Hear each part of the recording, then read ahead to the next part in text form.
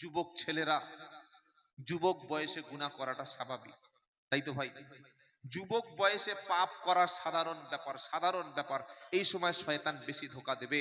পাপ করেছি, মদ খেয়েছি, জেনা করেছি, গান শুনেছি, হারাম কাজে জড়িয়ে গেছি, কিন্তু ফিরে কি আসবো না? রবের কাছে হাতটা তুলে বলবো না, ওগো মালিক, পাপের সমুদ্রে আমি ডুবে গেছি, পাপের আড়তে আমার নামটা লিখিয়ে দিয়েছি। আমি মুসলমানের ঘরের ছেলে জন্ম নিয়ে যেটা কুকুরে খায় না, শুকরে খায় না, একজন স্বেচ্ছায় সজ্ঞান মানুষ খায় না, সেই মদের বোতল আমি অন্ধকার রুমে ঢকঢক ঢকঢক করে বন্ধুদের পাল্লায় পড়ে খেয়েছিলাম। ওগো মালিক, সব ছবি তোমার কাছে মজুদ আছে, ভিডিও আছে, সব রকম ছবি, তথ্য, ইনফরমেশন, ডেটা তোমার কাছে আছে। মালিক, এটা যেন কিয়ামতের দিন প্রকাশ করে দিও না। মালিক, তুমি কিয়ামতের দিন সবার সামনে যেন উন্মুক্ত করে দিও না। যেদিন ওয়াউদি আল কিতাবু ফাতারাল মুজরিমিনা মুশফিকিনা মিম্মা ফিহি ইয়াকুলুনা ইয়া ওয়াইলাতানা মালি হাদাল কিতাব লা ইউগাদিরু সগীরাতাও ওয়ালা কাবীরাতান ইল্লা আহসাহা।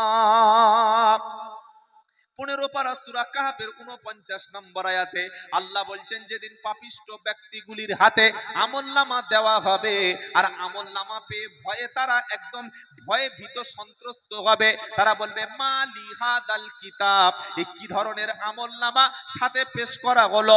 লা ইউগাদিরু সগীরাতাও ওয়ালা কাবীরা, বড় গুনাহ ছোট গুনাহ একটাও বাদ গেল না।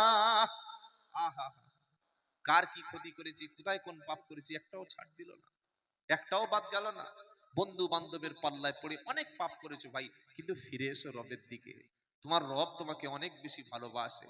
তুমি গুনার সঙ্গে জড়িয়ে গেছো, এত পাপ করেছো, মনে মনে হচ্ছে মসজিদে গিয়ে বসলে আমার আর ক্ষমা হবে না, মনে মনে হচ্ছে আমি যদি কাঁদি আমার ক্ষমা করবে না। রব বলছে, চলে আয়, আমি আল্লাহর কাছে আয়। কুল ইয়া ইবাদি আল্লাযীনা আসরাফু আলা আনফুসিহিম লা তাকনাতু মির রাহমাতিল্লাহ ইন্নাল্লাহা ইয়াগফিরুয যুনুবা জামিআ ইন্নাহু হুয়াল গফুরুর রহিম। নারায়ে তাকবীর। আচ্ছা, মানুষ পাপ করতে ভালোবাসে না? বাসে কি বাসে না? হ্যাঁ। আর আল্লাহ কি ভালোবাসে জানেন? তওবা করতে, ক্ষমা করতে। সুবহানাল্লাহ বলেন। আল্লাহ তওবাকারীকে সবচাইতে বেশি ভালোবাসে, তওবাকারীকে বেশি ভালোবাসে। এটা কোনোদিন ভাববেন না যে আল্লাহ আমার ক্ষমা করবেন না। এটা হচ্ছে আল্লাহর উপরে নিরাশ হয়ে যাবে, আমার ক্ষমা হবে না, আমার এতগুলো গুনাহ ক্ষমা হবে, আমার এতগুলো মার্ডার ক্ষমা হবে, আমি এত নামাজ কাজা করেছি আমার রব ক্ষমা করবে, আমি এত পাপ করেছি ক্ষমা করবে। আল্লাহ গ্যারান্টি দিয়েছেন। আল্লাহ ডেকে বলছেন, নবী কুল ইয়া ইবাদি আল্লাযিনা আসরাফু আলা আনফুসিহিম, নবী উম্মতকে বলে দাও, গুনাহগারকে ডেকে নাও, তাদেরকে আমার ঘরে, আমার কাছে, আমার সামনে আমার সেজদা দিতে বলো, আমার দরবারে আসতে বলো, আমার কাছে কাঁদতে বলো, আমার কাছে মাথা নিচু করতে বলো। ইন্নাল্লাহা ইয়াগফিরুয যুনুবা জামিআ লা তাকনাতু মির রাহমাতিল্লাহ। ওরে বান্দা, যত পাপ করিস না কেন আমার দয়া হতে কখনো নিরাশ হয়ে যাস না, আমার রহমত হতে কখনো তুই অন্যদিকে মুখটা ফিরিয়ে নিস না। তোর বাপ তোর ঘর থেকে বার করে দিয়েছে ঝগড়া করে, মা ঘর থেকে বার করে দিয়েছে ঝগড়া করে, মনে হচ্ছে আজ জীবনে ঘরে ফিরবো না, আজ জীবনে বাপের সাথে সম্পর্ক রাখবো না, আমি কোন একটা কারখানায় কাজ করব, বিদেশে যাব, সেখানে আনন্দ এনজয় করব, বাপের মুখ দেখবো না। বাবা বলছে, দূর হ, বাড়ি থেকে বার হয়ে যা, জীবনে কোনোদিন আমার ঘরে ঢুকবি না। বাপের মন কাঁদছে, রাত 12টা বেজে গেছে, 1টা বেজে গেছে, আরে আমার ছেলে ঘরে আসছে না। বন্ধুদের জিজ্ঞাসা করছে, ছেলে দেখেছিস, কোথায় গেল বলতো? ছেলে ফোন করছি তুলছে না, ফোন বন্ধ, কোথায় গেল বলতো? কি ওই বাপের মন কাঁদবে না? কাঁদবে না। আরে বলছেন না কেন? বাপের মন কাঁদছে যে যদি ছেলে এসে আমার কাছে ক্ষমা চায় ক্ষমা করে দেবো, ছেলে আমার কাছে যদি একবার ফিরে এসে আব্বা বলে ক্ষমা করে দেবো, ছেলে যদি আমার কাছে ফিরে এসে ক্ষমা করে দেবো। বাপ শুয়ে পড়ছে, মা বলছে কি করবো, তুমি ছেলে কই, সব সব ছেলে কই, ছেলে কই, ছেলে আমি ঠিক করে দেখছি কোথায় আছে, দেখ। আমার ছেলের জন্য গরম ভাত, ডিম ভাজা, আলু, একটু মাছ, একটু মাংস আলাদা প্লেটে রেখে দিবি। ছেলে ঠিক ঘরে ফিরে আসবে। 1টা বেজে গেছে, আসে না। 2টো বেজে গেছে, আসে না। 3টে বেজে গেছে, আসে না। 3টে 15 হয়ে গেছে, দরজায় আওয়াজ দিয়েছে, আব্বা। যেই বলেছে আব্বা, সঙ্গে সঙ্গে বাপ দরজাটা খুলে দিয়ে বাপকে ছেলেকে বুকের সঙ্গে নিয়ে কেঁদে বলেছে, বাবা আমি তোকে কত ভালোবাসি জানিস? তুই ভুল করেছিলিস, বন্ধুদের সঙ্গে মিশে একটা বাজে কাজ করেছিলিস, আমি তোকে মেরেছি, বাড়ি থেকে বার করে দিয়েছি, এটা কিন্তু সত্যিকার অর্থে তোকে দিইনি, তোকে আমি সংসার থেকে বার করে দিতে চাইনি, তোর ভুলটা সংশোধন করার জন্য বলেছি, তুই আমার কাছে আয়, এমন কাজ আর কখনো করিস না। ছেলের শরীরে ঘাম, ছেলের শরীরে গন্ধ, ছেলের শরীরে ধুলা, ছেলের কাপড় নোংরা, বাপ কি বলবে? আগে ধুই আয়, পরে কোলে তুলে নেবো, বাপ বলবে? এই জোরে বলুন, বাপ কোনোদিন বলবে না। ধুলো, নোংরা, গন্ধ, ময়লা, যেই আব্বা বলে ডেকেছে, বাপের পিতৃত্বের দয়া, পিতৃত্বের মায়ায় বাপ ওই নোংরা আবর্জনা, ঘাম, গন্ধ, কাপড় সহ ছেলেকে কোলে তুলে নিয়ে ঘামটা মুছিয়ে দিয়ে ছেলে বলছে আব্বা, আয় চুপ, ভাত মিশিয়ে বাচ্চার মুখে তুলে দিয়ে ছেলেকে হাসি মুখে ঘুম পড়িয়ে দিয়ে তবে বাপ ঘুমিয়েছে, কারণ তার নাম হচ্ছে পিতা। তার নাম কি বলেন? পিতা। আপনি গুনাহ করে পেরেশানি হচ্ছেন না, আপনি গুনাহ করে ভাবছেন না, আপনি গুনাহ করে টেনশন করছেন না, আপনি গুনাহ করে আপনার মনের মধ্যে কোনো রিয়াকশন নাই। একজন বান্দা যখন মসজিদ থেকে দূরে সরে যায়, একজন বান্দা যখন কোরআন থেকে দূরে সরে যায়, একজন বান্দা যখন রব থেকে দূরে সরে যায়, একজন বান্দা যখন আজান হলে মসজিদে যাওয়া ভুলে যায়, একজন বান্দা যখন আজান হলে আর মসজিদে যায় না, রব তখন তোমাকে কতটা ভালোবেসে তুমি চেয়ে থাকি, তুমি কি জানো? তুমি কি জানো? মানুষের বাইক হারিয়ে গেলে, মানুষের দামি মোবাইল হারিয়ে গেলে, মরুভূমির ভিতরে উট হারিয়ে গেলে যতটা টেনশন পেরেশান, যতটা সে ব্যক্তি থাকে, আমার রব বলে কোনো বান্দা যখন আমার পথ থেকে দূরে সরে যায়, আমি বান্দার দিকে রহমতের দৃষ্টিতে, ক্ষমার দৃষ্টিতে আমি আল্লাহ তাআলা তার দিকে তাকিয়ে থাকি। ও যখন এসে আমাকে ডাকে, আমাকে সেজদা দেয়, আমাকে কাঁদে, আমি ওই উট হারিয়ে যাওয়া ব্যক্তি উট পেলে, বাইক হারিয়ে যাওয়া ব্যক্তি বাইক পেলে, দামি মোবাইল হারিয়ে যাওয়া ব্যক্তি মোবাইল পেলে যতটা না খুশি হয়, আমার পাপী বান্দা, আমার মদখোর বান্দা, বেনামাজি বান্দা, আমার সুদখোর বান্দা, খুনি বান্দা তওবা করে যখন মাথাটা আমার সামনে নিচে নামিয়ে দিয়ে চোখের পানি যখন ফেলে কাঁদে, চোখের পানি যখন জমিনে ফেলে বলে রব্বানা যালামনা আনফুসানা ওয়া ইল্লাম তাগফির লানা ওয়া তারহামনা লানাকুনান্না মিনাল খাসিরিন। দোয়া মুখস্থ আছে, এটা আদম নবীর শেখানো দোয়া, সকলে বলেন রব্বানা যালামনা আনফুসানা ওয়া ইল্লাম তাগফির লানা ওয়া তারহামনা লানাকুনান্না মিনাল খাসিরিন। আচ্ছা, আপনারা যারা বসে আছেন, শুধু আমরা এই কজন পাপী, আপনারা সকলে আল্লাহর ওলি, তাই তো? কারো কোনো জীবনে গুনাহ নেই, তাই না? তো গুনাহ থাকলে তো দোয়াটা মুখে অটোমেটিক চলে আসছে। আরে আদম নবী গো, আল্লাহ যখন নামিয়ে দিল জান্নাত থেকে, যখন বহিষ্কার করলো, বাপকে নামিয়ে দিল আলাদা, মাকে নামিয়ে দিল আলাদা, দেওয়ার সময় বলে দিল ফাতালাক্কা আদামু মির রাব্বিহি কালিমাতিন ফাতাবা আলাইহি, আমি কিছু কালেমা, কিছু বাক্য শিখিয়ে দিলাম। আদম এলো জমিনে, হাওয়া এলো জমিনে, নেমে তারা আল্লাহর কাছে ক্ষমা চাইলো, আর ক্ষমা চাওয়ার পরে এই বাক্যটা আদম, আমাদের বাবা, আমাদের মা দুজনে পড়তে শুরু করলো। বলেন রব্বানা যালামনা আনফুসানা ওয়া ইল্লাম তাগফির লানা ওয়া তারহামনা লানাকুনান্না মিনাল খাসিরিন। ও আমার রব, ও আমার মালিক, ও আমার প্রভু, যালামনা আনফুসানা, আমি নফসের উপরে জুলুম করেছি। তুমি বলেছিল সুদ খাওয়া যাবে না, কিন্তু সুদের ব্যবসায় এতদিন করে এসেছি। তুমি বলেছিল মদ খাওয়া যাবে না, আমি মদখোরদের সঙ্গে মিশে বর্তমানে মাতাল হয়ে বসে আছি। তুমি বলেছিল জেনা করো না, আমি জেনা ছাড়া চলতে পারি না। তুমি মিথ্যা বলতে মানা করেছিলে, আমি অসংখ্য মিথ্যা কথা বলেছি। তুমি আমাকে নামাজ কাজা করতে মানা করেছিলে, আমি নামাজ নামাজ কাজা করেছি, নফসকে নষ্ট করে ধ্বংস করে দিয়েছি। ওয়া ইল্লাম তাগফির লানা, যদি তুমি ক্ষমা না করো, ওয়া তারহামনা, যদি তুমি দয়া না করো, লানাকুনান্না মিনাল খাসিরিন, তাহলে আমি ক্ষতিগ্রস্ত হয়ে যাব। বলো, কজন বুকে হাত দিয়ে বলো যে এই দোয়াটা আমি গোপনে অন্ধকারে বসে বসে কেঁদেছি? বলুন। কান্না আসে? রবের দেখে কান্না আসে? কাঁদতে পারি না। আরে ইমাম সাহেব দোয়া করছে, ইফতার সামনে নিয়ে হাসছে, হাসছে। ইফতার সামনে দোয়া কবুল হয়, সেখানে হাসছে। কবরস্থানে কবর জিয়ারত করতে গেছে, সেখানে হাসছে। জানাজার নামাজ পড়তে গিয়ে মাইয়েত সামনে রেখে সেখানে মুসলমান হাসছে। এর কাঁদবে কোনোদিন? মাইয়েতকে সামনে রেখেছে, হাসে, এ কবে কাঁদবে? মরা লোক দেখে, আখেরাত দেখে, কবর দেখে, পরকাল দেখে, অন্ধকার ঘর দেখে, কবর ডাঙা দেখে, নিজের গ্রামের লোক মারা গেছে তাকে দেখে যদি শিক্ষা না নিতে পারে, এ মুসলমান হাসবে, কাঁদবে? এই কাঁদা শিখুন।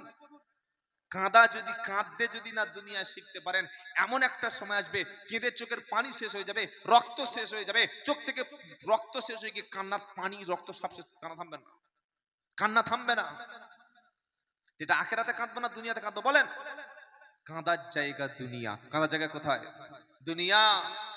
মানুষ যদি আখেরাতের আযাব জানতো, কবর আযাব জানতো, জীবনে কোনোদিন হাসতে পারত না। কবরের আযাব যদি মানুষের মনের মধ্যে যদি সামান্য আখেরাতের ভয় থাকতো, মানুষ দুনিয়ার ফিতনায় পড়ে এমন কিছু হতে পারত না। আপনাদের গ্রামে ঈদের নামাজ হয়েছে? হ্যাঁ না বলেন। ঈদের নামাজ পড়ে মসজিদের সামনে মুসলমানের ছেলে ডিজে বাজাচ্ছে।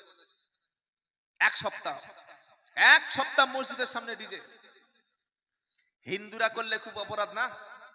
মুসলমানের মসজিদের সামনে থেকে 10-12টা ছেলে, হিন্দু ছেলে ডিজে বাজাতে বাজাচ্ছে, বলছে দেখেছিস আমাদের মসজিদ থেকে ওরা ডিজে বাজাচ্ছে, আমাদের মসজিদ থেকে ওরা ডিজে বাজাচ্ছে। বলে আপনি প্রতিবাদ করেন, আমাদের এখানে সব চলবে না। তারা বললো ঠিক আছে ভাই, আমি একটু পার হয়ে সামনে মন্দির থেকে বাজাবো।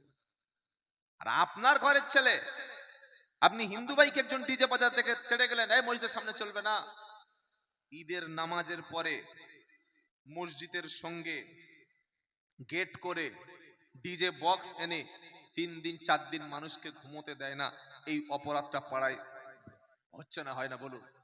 হাওড়ায় চলে যান, সাঁতরাগাছি চলে যান, অঙ্কুরহাটি, ধুলাগড়, ঈদের পর থেকে এক সপ্তাহ আমার এই পূর্ব মেদিনীপুর পশ্চিম মেদিনীপুরে প্রোগ্রাম ছিল। প্রত্যেক দিন মাগরিবের সময় আমি সাঁতরাগাছির ওখান থেকে বেশিরভাগ সময় পার হই। এক সপ্তাহ ব্যাপী ঈদ মোবারক লেখা, সেখানে ড্যান্স করছে, উলঙ্গ নাচছে মুসলমানের ছেলে, মুসলমানের মেয়ে। এই জাতির কোন দুঃখে আল্লাহ তাদের মর্যাদা ফিরিয়ে দেবে? আপনি বলে আমাকে বোঝান। ঈদের, রমজান কাদার মাস ছিল, ঈদের দিনটা আপনি আল্লাহর কাছে 2 রাকাত নামাজ পড়ে নিজের গুনাহ মাফ করে নেওয়ার দরকার ছিল। মুসলমানের ছেলে গোপনে গান শুনছেন, সেটা আলাদা, আল্লাহ ক্ষমা করবে, আল্লাহ যদি ইচ্ছা করে শাস্তিও দিতে পারে। কিন্তু প্রকাশ্য ফাসিকি, প্রকাশ্য অপরাধ, এটা মানুষের মধ্যে কতটা বাজে রিয়াক্ট করছে আপনি ভেবে দেখবেন। তাই ভাই, বক্তব্য জীবনে প্রচুর শুনেছেন, যেটা প্রয়োজন সেটা হচ্ছে চিন্তা করার, সেটা ফিকির করার। আমরা শুনি কিন্তু ভাবি না, ভাবার সময় নেই। বক্তব্য শুনে বাড়িতে যাচ্ছে, বিড়ি ধরিয়ে বলছে ভাই আজকে যা দিল না, খুব দিয়েছে। কার দিয়েছে? তো দিয়েছে কোথায়? আপনার পকেটে পড়েছে না কানে পড়েছে না পেটে না পিছনে? কোথায় পড়েছে? কোথায়? আপনার তো দিলের মধ্যে কথাটা নিতে পারেন নাই, তাই আপনি জলসা শুনে সারা জীবন মানুষ হতে পারেন নাই। জলসার কমিটি 30 বছর জলসা শুনছে, এখনো পেশাব করে জলসার দিন পানি নেয় না। জলসার সেক্রেটারি এখনো মাথায় টুপি ওঠেনি, সে জলসা সেক্রেটারি হয়ে বসে আছে। 20 বছরের সেক্রেটারি, কলেমা বলতে পারে না। আর ইমাম সাহেবের কাছে 10 দিন বসুন, দাওয়াত ও তাবলীগের সাথীদের সঙ্গে ঘুরে আসুন, যোগ্য ইমাম মসজিদে রেখে তার কাছে 1 মাস গিয়ে বসুন, হাতে কলমে ওযু, গোসল, দোয়া, নামাজ, দিন শিখিয়ে দেবে। এটাই শিখিয়েছে উম্মতকে নবী, যে আলেমের কাছে বসে দিন শিখো, আলেমের কাছে বসে নিজের নিজের মধ্যে কমতি কি আছে ওটা দেখো। আমরা বক্তারা কি করি জানেন? বলে এই রসুলের মহব্বত, রসুলের আশেক, রসুলের প্রেম, হঠাৎ বক্তব্য করতে করতে উঠতে উঠেছে, বুঝলেন কি উঠে বলছে রসুলের মহব্বতে আল্লাহুম্মা সালে আলা, চালিয়ে দিয়েছে, দিয়ে আর নিজে ঢক ঢক ঢক ঢক করে চা খেয়ে নিচ্ছে। একটা শিক্ষিত ছেলে ছিল, বললে ইডিয়েট দেখেছি, একদম জ্যান্ত ইডিয়েট। হ্যাঁ, উনি বললেন রসুলের মহব্বত করো, আর নিজেই চায়ের মহব্বতে চা খেতে লেগে গেল। ভাই শুনছেন আপনারা? হ্যাঁ, আবার দেখতে চাষ হবে, এই হাফ বাকি আছে, এখন 10 ml বাকি আছে, কি করবে? এই রসুলের মহব্বত কই, আল্লাহুম্মা, তা শুরু করে দিয়েছে। এটা কি মহব্বত ভাই আপনার? রসুলের মোহাব্বত যখন দিলে থাকবে, অন্তর থেকে দরুদ পড়বে, मैं यहाँ हूँ, मेरा दिल मदीना में है। দিল মদিনা আছে, মদিনায় দিল থাকলে ওযু করে পবিত্র হয়ে কোরআন পড়বে, নামাজ পড়বে।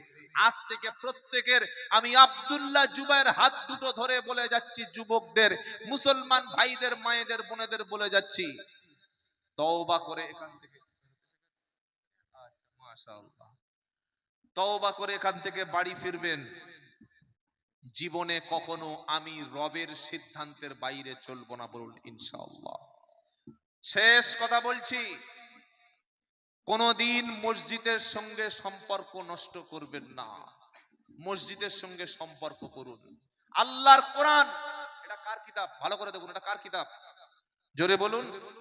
এই কোরআনটা যদি আপনার বিরুদ্ধে আখেরাতে সাক্ষী দেয়, বাঁচতে পারবেন? বাঁচা যাবে? কোরআনকে আপনি ফেলে রেখেছেন ধুলোর মধ্যে, সাক্ষী দেবে? কোরআনের সঙ্গে সম্পর্ক তৈরি করুন, কোরআন শিখুন, কোরআন পড়ুন, আখেরাতে কোরআন আপনাকে জান্নাতে নিয়ে যাবে। জোরে বলুন। যতগুলো আলেম ওলামা এখানে আছেন, হাক্কানি পীর মাশায়েখ আলেম ওলামা, তাদের সঙ্গে মহব্বত করবেন, ভালোবাসবেন, আলেমদের সোহবতে থাকবেন। আলেম বিহীন জীবন কাটাবেন না, ইনশাআল্লাহ আপনাকে ঠকতে হবে না, আপনি জয়ী হবেন। শেষ কথাটা আরেকবার স্মরণ করে দিচ্ছি, আমরা সকলে পাপী। রাত্রি ফিরে গিয়ে অন্তত আজকে রাত্রে কেঁদে রবের কাছে বলবো, যা কিছু পাপ করেছি মাবুদ তুমি ক্ষমা করে দাও, এবার থেকে আর ভুল পথে চলবো না, তোমার সঙ্গে সম্পর্ক রাখবো, নামাজ পড়বো, দিনের উপরে চলবো। আল্লাহ যেন আমাদের সবাইকে রবের সঙ্গে সম্পর্ক মজবুত করার তৌফিক দান করেন, সকলে বলি আল্লাহুম্মা আমিন। আমি গুনাহগার, আপনাদের অনেক বড় ছোট কথা বলেছি, যদি কেউ দিনের ব্যাপারে যেগুলো বলেছি, আল্লাহ যেন আমাদের আমল করার তৌফিক দেয়। যেগুলি হক কথা, যদি কেউ ব্যক্তিগতভাবে পার্সোনাল অ্যাটাক হয়ে থাকে, আল্লাহর রাস্তে ক্ষমা করে দেবেন। আল্লাহ আমাদের সবাইকে যেন আলেম ওলামা, কোরআন সুন্নাহর সঙ্গে, ইসলামের সঙ্গে চলার তৌফিক দান করেন, সকলে বলুন আল্লাহুম্মা আমিন। ভাল একজন এসছেন যিনি যোগ্য আলেম, খুব সুন্দর বক্তব্য করেন। আর সত্যি বলতে এখন এই বেজে গেছে প্রায় 12টা 45। আমি আপনাদের কেশপুরে বা এই মেদিনীপুরে, আল্লাহ আমাকে, আপনারা আসার সুযোগ দেন, অনেক জায়গায় আসি, 12:30 থেকে 1টা এইরকম সময় একটা বক্তব্য শেষ করবেন, এর বেশি বক্তব্য নিয়ে যাবেন না। ইনি এসছেন অনেক দূর থেকে এসছেন, তিনি তো নিশ্চয়ই 1-1.5 ঘন্টা 2 ঘন্টা কিছু কথা বলার উদ্দেশ্যে এসছেন। এখন মানুষের যদি শোনার ইচ্ছা বা ঘুম যদি ধরে যায়, কি সারা রাতের প্রোগ্রাম নাকি? আড়াইটা, আড়াইটা মানে তো ফজর নামাজ এমনি কাজা হয়ে যাবে। কি মাশওয়ারা আপনাদের! যাই হোক, এগুলি সামনের বছর থেকে একটু চিন্তা ভাবনা করবেন। 12টা থেকে 12:30, দরকার বক্তা আমাকে বাদ দিন, আরো একজনকে বাদ দিন, একটা বক্তা, দুটো বক্তা রাখুন। কি ভাই অসুবিধা হচ্ছে এগুলো আপনাদের? 12:30 1টার মধ্যে সেরে দিলে ফজরের নামাজ হবে। আর তা না হলে সারা রাত চলুক, ফজরের নামাজটা পড়া হবে। নামাজ বাদ দিয়ে যেন এরকম কাজ আমরা না করি। আল্লাহ আমাদের, হ্যাঁ কি,